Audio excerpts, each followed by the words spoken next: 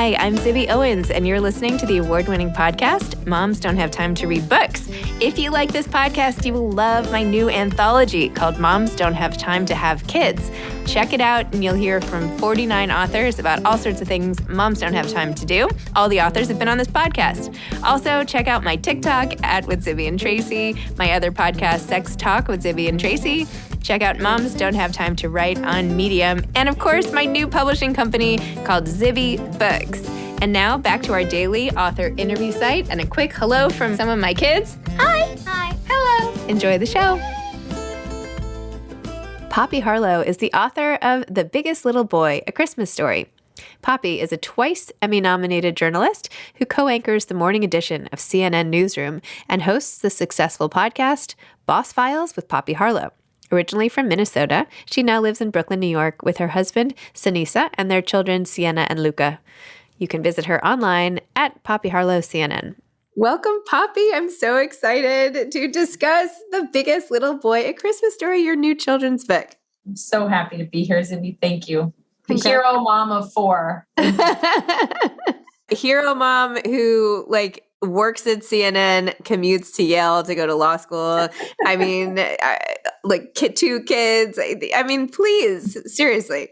I'm thrilled to be here. Thank you for having me. I've had this interesting, uncomfortable feeling this week because people say things like that to be nice, which I appreciate and I love. But if they really saw how it really is, people say, oh, what can't you do? Or you can do everything. And I'm like, no, I'm just trying. At almost 40, I'm experimenting and trying different things in my life. And it's really messy. And I'm not great at all of them, but I'm just trying them. And it feels really good to for someone who has tried for a lot of my life to be, well, none of us are ever perfect. So to strive for close to perfection, which I never achieve, to finally allow myself to not even get close to it. And to just embrace the messy and be okay with just being okay is the way that I've been putting it, feels really good. And I'm genuinely smiling and happy because yes, I commute to New Haven to go to school where you went to school, but I am going to be lucky if I pass. I'm just graduate. Do not try to be top of your class because it is not happening this year. I love that. I saw you said something similar with Savannah Guthrie on your Today Show appearance, which was amazing, by the way, and how you were I don't have to be top of my class. I just have to pass. I have to pass my finals. Savannah was valedictorian, I will tell you, at Georgetown Law School. I will not be that, but I'm going to law school to learn to get better at my job that I love.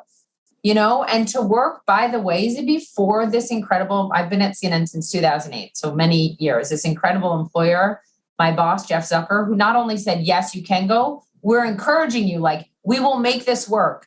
You don't have to anchor your show for the next 9 months. You can go do this and make it happen. Just, work every holiday, which is the deal. I'm working every holiday. I don't have class. That's remarkable. And I think it's a message to other employers right now. If you can make the seemingly impossible happen for your employees, if you can make that possible, do it because they'll be forever loyal to you, forever loyal to you. And there are things that you can do to help build someone in ways that they couldn't do without your support. And that's why I feel so lucky. That's really amazing. That's so great. I know I went to business school, by the way, and that was when I was there. While I was there, I lost my best friend on 9/11, which I talk about a lot on the show, but whatever. But it was the first time in my life where I was okay, I am not even going to try to get good grades. I have to pass. And I actually tried to drop out, but I was not allowed to drop out. So it's convinced me to just stay. But I was I can't fail. Which is such a different approach for a perfectionist, sort of the way I've grown up, which is always to try to do my best every minute. And not that I didn't try, but it's a different mindset. And even with all the stuff I'm doing now too, it's people are how do you do it? And I'm well, I make a ton of mistakes. I make mistakes all the time. I don't know. It's not perfect. I just forgot, my kid's dentist appointment or I don't there's always stuff. There's just always stuff dropping, but I don't know. Why not? But it's okay to let it drop and not catch all the balls. And Glennon Doyle, who says and writes so beautifully, we can do hard things. Mm-hmm. That really impacted me because I was like, well, this might be the hardest thing I ever try to do, but I'm going to try, and I've had so many moments of second guessing myself. I remember, oh my gosh, near the beginning of the semester, because it's like a 2.5 hour commute from Brooklyn where we live, almost 3 hours. So I take the subway from Brooklyn to Penn Station and then the Amtrak up to New Haven and then walk about like 20, 25 minutes to class and have my backpack, and that really bad storm in New York a few months ago, all the trains were obviously like canceled. And so I'm like, went to Penn Station, but then the train was canceled. So I'm like trudging through Times Square with my backpack on and my Birkenstocks. Like my brother, my savior, calls me and he's like, I figured your train was canceled. Do you want me to drive you to New Haven? Oh, and he did. And I was like, what am I doing? Like I could be at CNN doing the job I love, like going to sit in hair and makeup, but I'm like trudging through Times Square after a storm with a heavy backpack and my Birkenstocks. I'm like, am I doing the right? And I'm like not home nearly as much for my kids as I used to be because I don't get home until, like late evening. And I used to be home all afternoon after my show. And I was like, what am I doing? And that was a moment where I was like, should I quit? Should I not do this? But then I was like, I just have to try. I just have to get through graduation in May, and remind myself we can do hard things and what a privilege and blessing it is for me to be able to do this, right? Most people do not have this kind of leeway with their employers. So, I have to embrace that privilege and make the most of it. I'm so fascinated by this decision of yours. And I could talk about this all day because I want to know like why, but I also want to just find out about your children's book and why you wrote it. And I loved also, not to keep quoting your other interview, which I hate to do, but that, what it was like to write about one child and not the other. Oh my gosh. Because I have my own children's book coming out and I dedicated it to one of my kids. I have 4 kids, as you mentioned. And my other daughter who didn't get the dedication, just found out when I showed her like the printout, and she called me like crying. She was at her dad's like sobbing, what? Why not me? Oh my gosh. And now I feel terrible. And I'm like, maybe the next one, but then my son, anyway, it's like, you can't do anything. You like can't do anything right. Well, at least it's only your dedication. I wrote this whole book about Luca. I know you did. Not about Sienna. So I by the way, I looked at your children's book that's coming. I know it's coming. Yes. Princess Charming. And what I loved about it is the message of like what I'm good at, what she's good at is like keeping trying, is being persistent. It's great because that's like, almost like 90% of the battle in life is like persistent. Just be persistent. So I love that message. I did dedicate this book to both Sienna and Luca.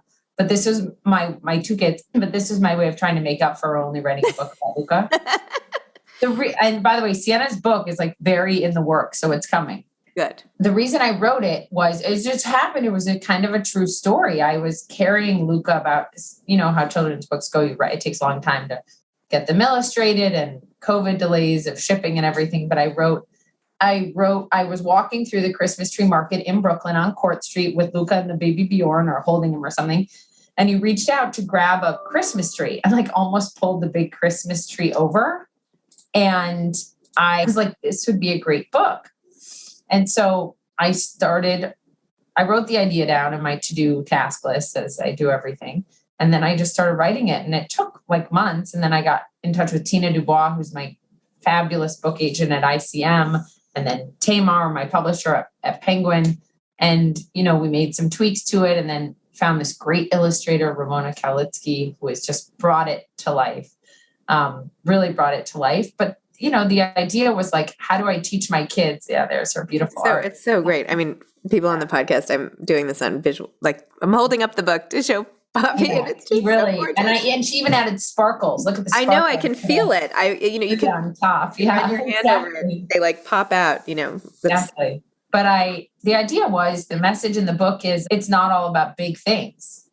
Like, it's not just big things that are special. I was trying to bring a little bit of my Minnesota roots and values to trying to raise normal kids in New York City, where everything is, there's so much excess and so many big things and so much going on, to remind them that like the little things in front of us are the beautiful things and often the most perfect things. It's so true. It's such a good message. It's such a good story. Even the size, how just taking life from somebody else's perspective, particularly our kids, like it must be scary going through this big crowded world so little, and just remembering that like you don't need the biggest things. You don't need the biggest trees. You need what's right for you, and that's okay and that's good. Right. Oh, having a heart for things big and small is the message. But so Sienna's like not happy that this book is not about her. And I get it. I wouldn't be happy either. So I'm begging for her patience for the one about her to come out. What's that going to be about? I can't disclose all of it yet, but it is, let's just say it's about a superpower that she has inside of her. And then, to be honest, reading both my kids this book, like they didn't want any of it. Like they like jumped out of the chair when I tried to film a video for social media. They're like, we're over it. We want the dinosaur book, And then Luca told me this week, well, Mom, actually, I don't like little trees. I want my tree to touch the clouds. So I'm not sure the message resonated with him. That's okay. They're not your audience. They're like built in, All right. I hope your kids like it more than my kids did. My kids loved it. Loved it. Thank you. I'm so glad. Amazing. So how did you end up at CNN to begin with? Like, can we go back to that for 2 seconds? I'm sure we talk about it all the time, but you were from Minnesota. You went to Columbia or no? Yeah, I went to Columbia. Dad went to school. And so it was like a lot about following in his footsteps. And he died when I was young. And so I was 15. And by the way, he was a lawyer. So this is like a big reason why I'm going to law school. How did he pass away? Can I ask? You don't have to tell me. Of course, he had cancer. Oh, it was pretty fast. 4 months in the hospital, never came out. And he was 49. But he was everything. He is everything. He's like so with me in my job that I do. He's on my walls. I'm looking up at something from him now. And he went to Columbia, so I wanted to follow in his footsteps. So yeah, I went to school in New York City, and I was going to go to law school right out of college. And then I started working in news while I was in college at CBS News in an internship, and it ended up interning there for 3 years and loved it so much that I was like, okay, I'm going to do this news thing and try. And I started working my way up in local news here. I was just blessed to learn so much here from CBS and my colleagues at CBS News Path. I would like transcribe interviews, run tapes from across the street to the studio and all that stuff. And then I was very fortunate to get hired by New York One, an amazing New York news station. And they really taught me so much to film all of my own footage, to edit it. I mean, we did everything. I was a Staten Island and New Jersey Now local reporter, and I drove the little station car out to Staten Island, New Jersey, and would film my own segments and edit them, but it teaches you so much. And then from there, I went to Forbes.com video network, which is where I learned so much about business news and economic news. And so that's where I got my real specialty. And from there, CNN hired me. This great guy named Caleb Silver, who is still such a close friend, hired me. I was very lucky. He took a chance on me. I'd never been on live television in my life. And I remember I went to the interview at CNN. I was like so excited. And I go to his office, and I still give him grief about this today because he was like busy. He's like, I have to leave. And I was like, but it's our interview. And so I'm like, where are you going? He's like, I have to go to Time Inc., which was part of Time Warner at the time, which owned CNN, part of our company before the spinoff. And I was like, well, I'll come with you. So I did my interview with him like on the subway. So persistence, right? Your message in your book. I was just like, I'm not leaving. This is my interview. Let's go. I talked to you on the subway. And he hired me, and I started at CNN, and I've never left. And I never want to leave. I love it so much.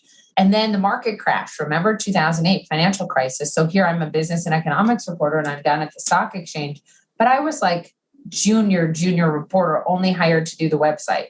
And then Atlanta, our headquarters called, and they needed someone on like in the middle of the day. I was at the NASDAQ stock exchange, and the market was tanking, and they're like, well, put Poppy on. And I was like, I don't know how to do this. I've never done live TV. I can't do this. And they were like, just try. Like, if I think Caleb's words were, don't F it up.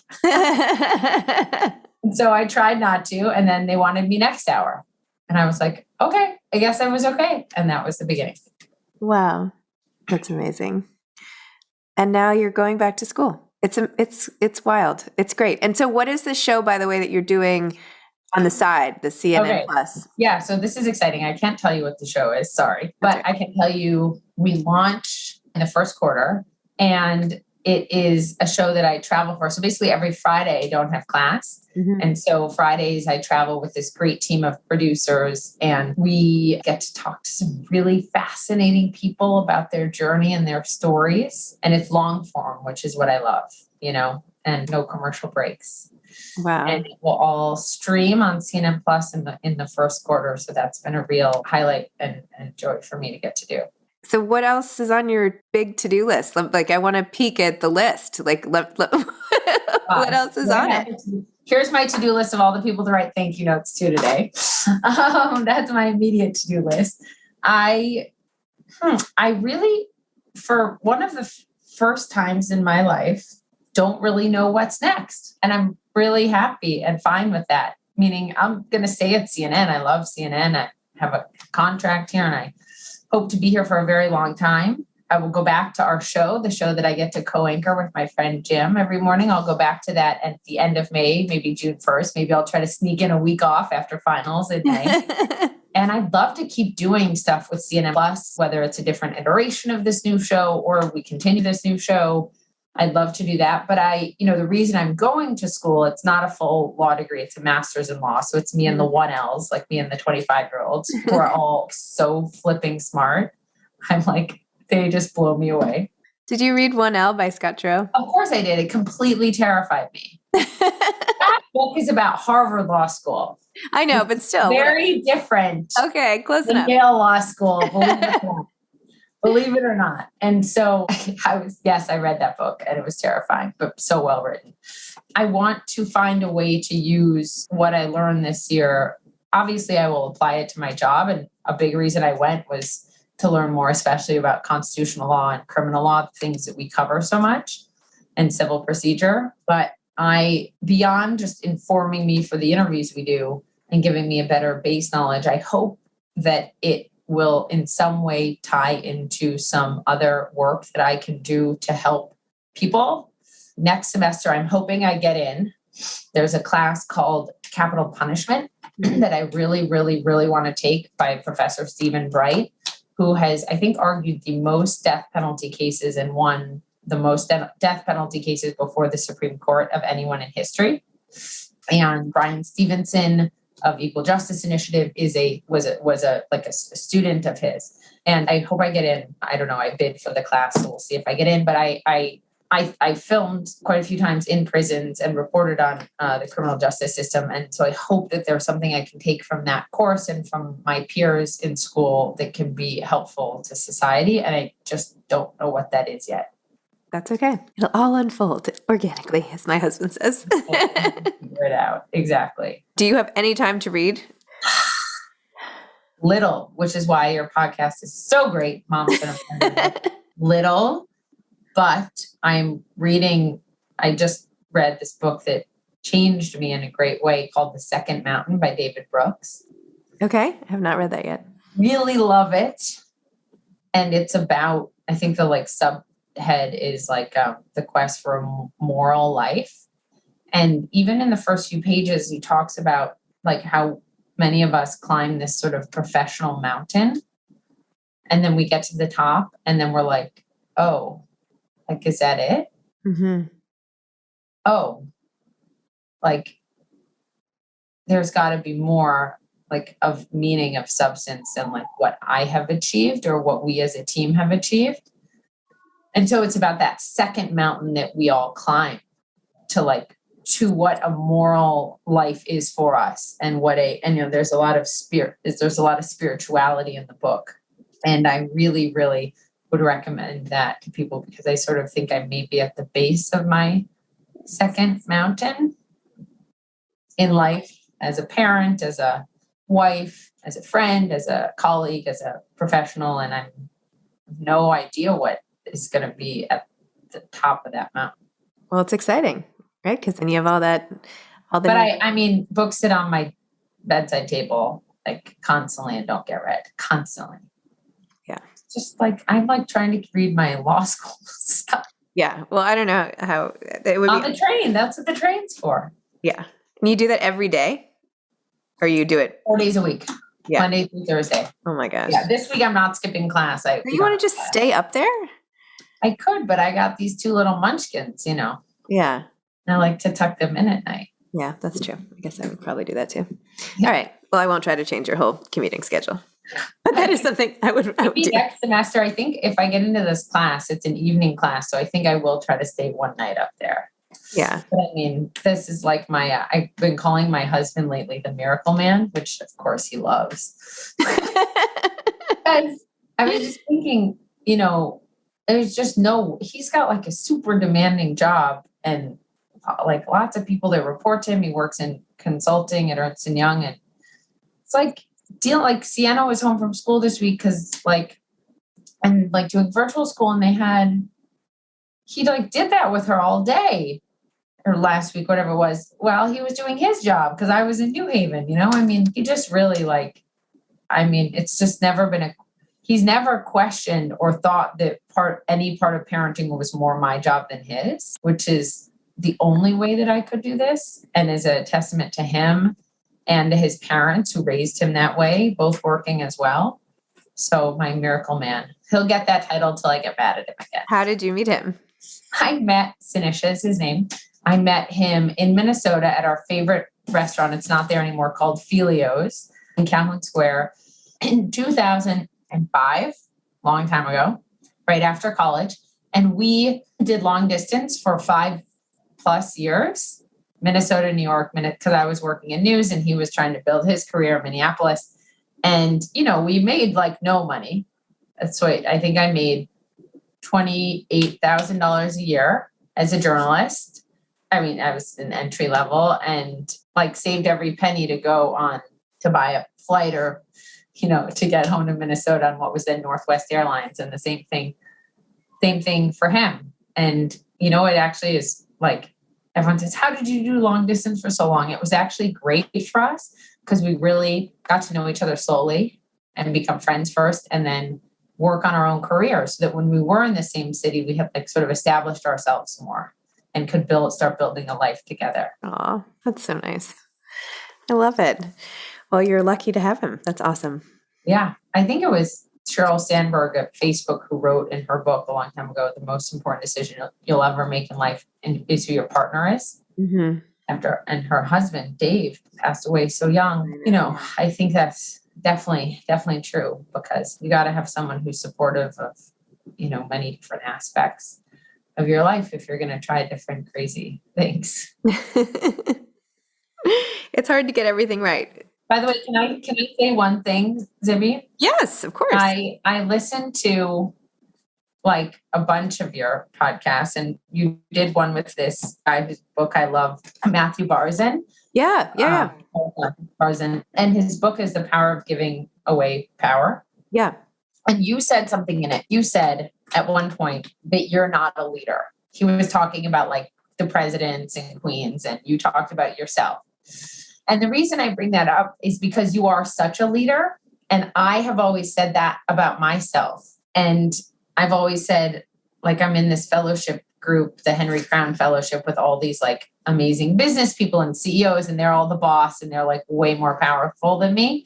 And I was yeah, but you guys are the leaders. And I'm I'm not a leader. I feel I'm a worker, And then Tim Noonan, who's one of our teachers in this fellowship, said, no, you're a leader.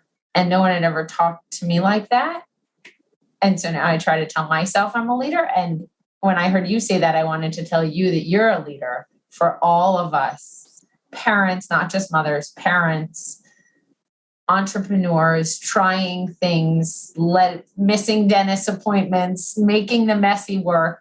So this is me passing on my Tim Noonan advice to you, Zibby Owens. You're a leader. Oh, Poppy. Oh, get it. It's literally like making me cry. That's so nice. Thank you. Thank you for taking the time to listen to my podcast and You're for, great. oh my gosh, thank you. That really, it means so much to me, especially coming from you. But yeah, it's hard to sort of own up to anything we're doing, right? We're just so busy and trying and this and that and the other thing. And anyway, thank you. So that You're welcome. I mean it. made my day. Good. Awesome. Well, I am so happy that we got a chance to talk, particularly today. And I know this will come out later, but today is the day after your book came out and is the day before Thanksgiving and it is already like craziness with kids. So thank you for letting me have this half an hour to be with you, be inspired by you, have a great adult conversation. Thank you, Zibby. And connect. I hope I can take you for a cup of coffee one of these days when we're both back in New York. Not that we have time, but Not that we have time, but I would love it. Yes, that would be really fun. Okay. All right. Thank you. Yeah. Thanks. Have a good Thanksgiving. Bye. Thanks for listening to this episode of Moms Don't Have Time to Read Books. Don't forget to follow me on Instagram at Zibby Owens and at Moms Don't Have Time to Read Books. Also sign up for my newsletter at zibbyowens.com and sign up for my virtual book club and meet lots of authors on Zoom every other week. Thanks so much to Steve and Ryan at Texture Sound for the sound editing. And thank you to Morning Moon Productions for providing this fantastic intro and outro music.